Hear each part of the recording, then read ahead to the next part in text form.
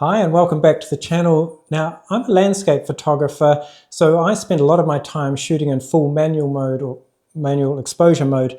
However, I've been traveling a lot lately and I've found that shooting in auto exposure mode means I don't miss so many shots when light's changing fast or opportunities are coming and going.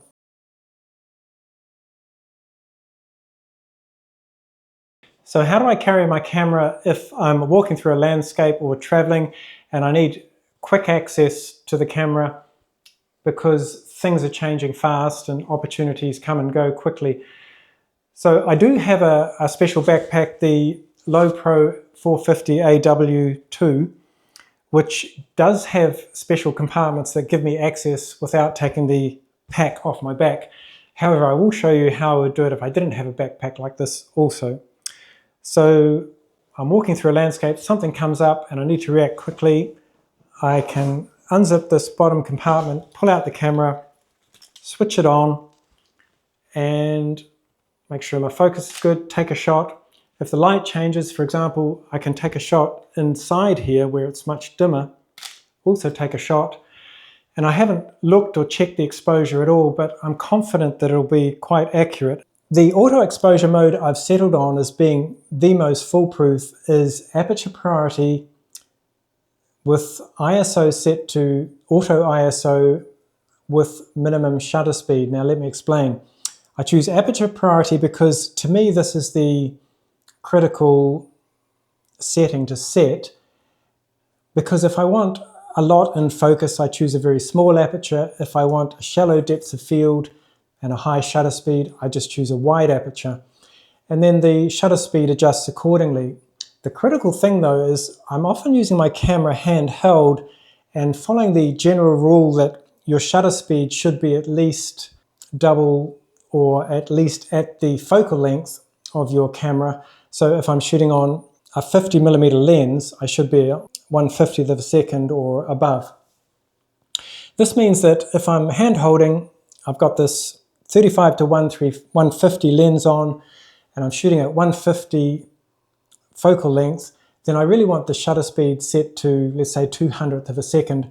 I can set the minimum shutter speed to 200th of a second, ISO auto. So what happens is as I'm shooting and the light's getting lower, when the shutter speed drops to 200 and it wants to go below 200, it's going to start instead raising the ISO. And this is ideal because generally I want the ISO as low as possible given my chosen aperture and shutter speed.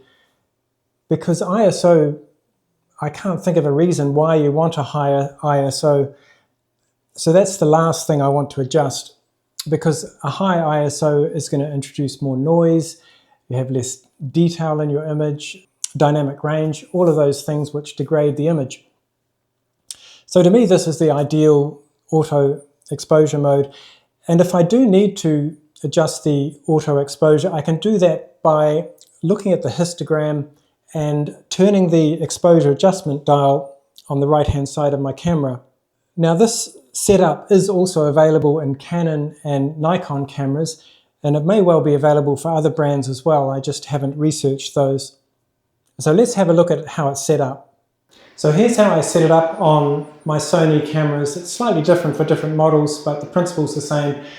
And you can also set this up on Nikon or Canon cameras. You just need to do a bit of research on your particular model.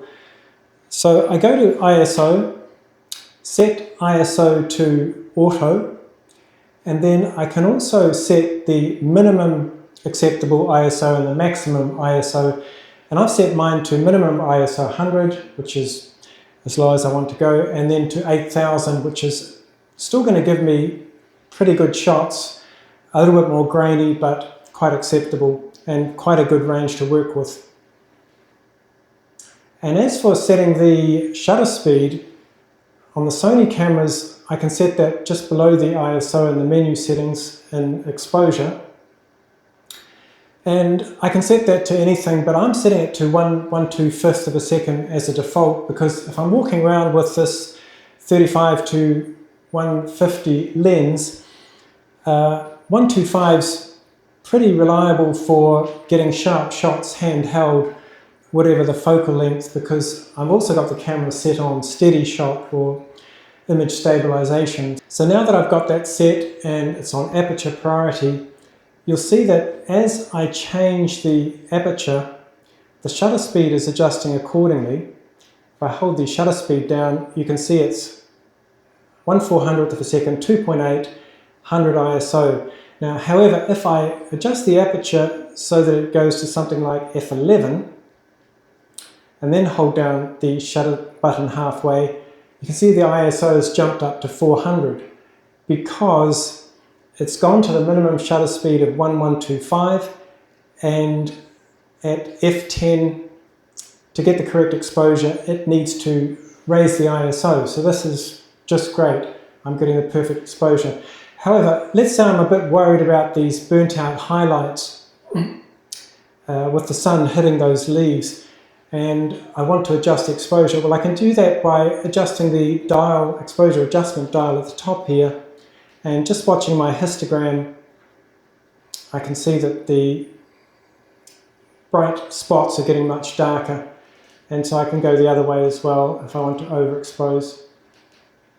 So that's a really versatile system for being able to quickly grab shots on the run and reliably get good exposure. So I found these settings to work really well, and I can be really confident the exposure is good. I can adjust the exposure if I need to by using the plus or minus. So really good system for when you want to grab opportunities or not miss any shots.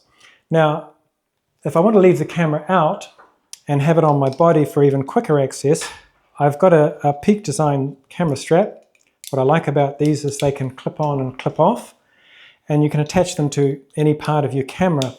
So I've got it attached to an L bracket, and it's attached so that when I've got it over my shoulder like this, it sits nice and flat, so that when I'm walking along it doesn't bounce around too much, and I can still access the camera really quickly.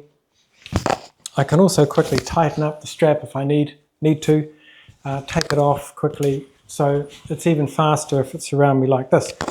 Now, if I didn't have a special backpack that lets me access compartments without taking it off, all I would actually do is just make sure you put the camera and lens in a easily accessible compartment. For example, this has a top lid, so I would have the camera up here in the top for quick access. I would also, if I could, leave the lens hood on but the lens cap off, because you don't really need the lens cap on if there's nothing else in that compartment that's going to rub against the lens. And having the lens hood on means that the lens itself is not going to rub against the side of the camera bag and scratch it. So that's my system for walking through the landscape or traveling, quick access to the camera, confident about the exposure without having to muck around with the settings. So thanks for watching, and we'll see you in the next one.